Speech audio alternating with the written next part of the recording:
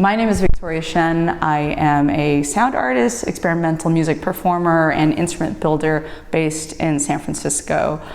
So my music tends to explore the relationship between sound and the body, whether it's in the instrumentation, which is oftentimes extensions of the body, such as the needle nails. They're literally extensions of your fingernails that function as record styluses, so you can play up to 5 grooves of a record at once.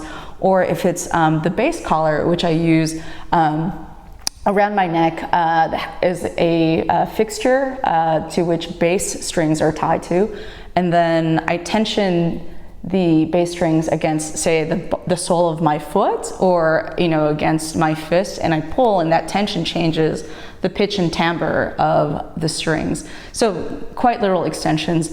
My practice also encompasses the distribution of music and the medium of music itself. I'm doing a lot of experimentation with vinyl cut-ups, record cut-ups, and then also resin duplicates of those cut-ups, and then embedding found objects into them. I'm playing with transparency, opacity, materials, so on and so forth. To me, it definitely feels like you're opening a channel, like quite literally, not just on the mixer, but a channel of like emotions and like emotional baggage and histories and stuff like that. And so I would say that my performances are very specific to the energy of the audience, and things are used as ritual objects to sort of like open up these channels, right? So you're using certain sounds, and then it's evoking a reaction from you, a response from you and the audience. And then if there's a shared focus, then I like to think of it as like moving in a way that acts as catharsis, or like using sound as a form of catharsis, and then that also like feeds back onto like what your movement is, and your movement informs the sound. So it's this feedback ritual, I guess you could say. Oh my goodness, that is oh man, there's so many objects. There's a lot of metal in the exhibit. I mean, to me, what is most appealing is the Himalayan knives, the knives from Tibet that are literally ritual objects. And I think to use them, to either resonate them using transducers or using magnets or something, would be really amazing. The thing that would make the most sense, I think, just from a traditional timbral point of view, would be a lot of the bowls that are upstairs, like the ceramics and the metals in the Islamic exhibition.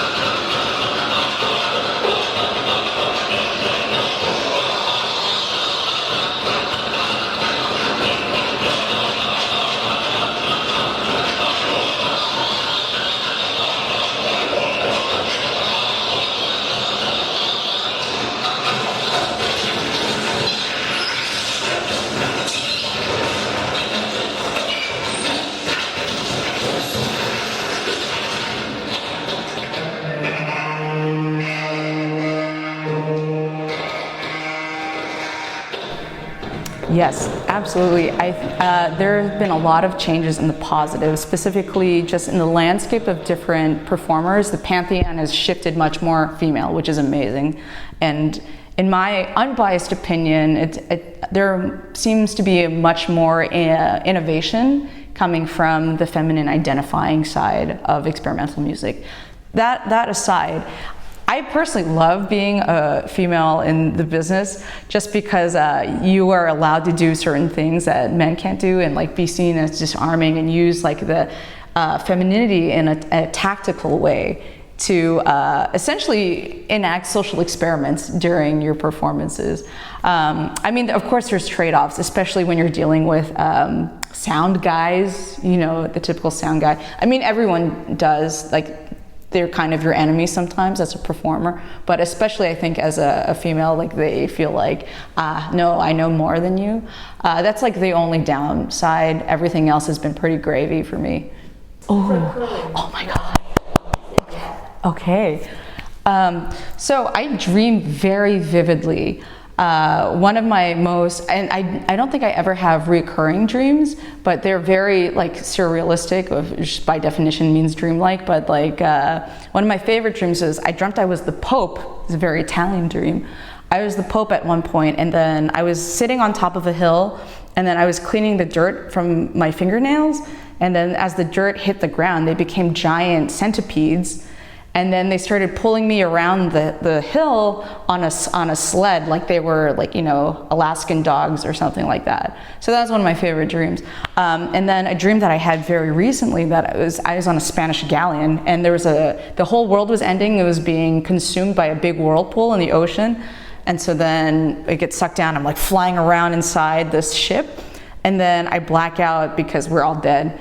But then I wake up in a grocery store, and then like an ex-lover who doesn't actually exist comes in, and then they're like, I really love you. And I was like, I really love you too, platonically. And then we become our real selves, and our real selves was just a foot with our heads on top of the foot and an antenna. So it just totally doesn't make any sense, but dreams like this, very vivid. I would bring, yeah, I mean, could I like say, like I would bring a whole library or something? Yes, I would bring all of my worldly possessions with me. Yeah, but I mean, ideally, I think in the afterlife, because my dream is to know everything, because I'm a know-it-all, but I don't know it all actually, but I want to. Yeah, so ideally we would know it all, and then I wouldn't even need the library, because I would just have it, you know, accessible in the hard drive of the soul or something. But yeah, if that's not the case, then yes, I would bring all my worldly possessions and also library books. Ask myself a question. Okay. Oh, that's so tough.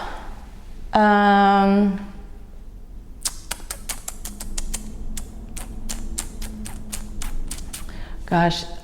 Okay. What is it that you really want, Victoria Shen? What is it that you really want? I really want to have so much fun all the time, to be constantly learning, to be constantly surprising myself, and meeting people that I respect and admire, and then having them feel the same way toward me. That is the dream.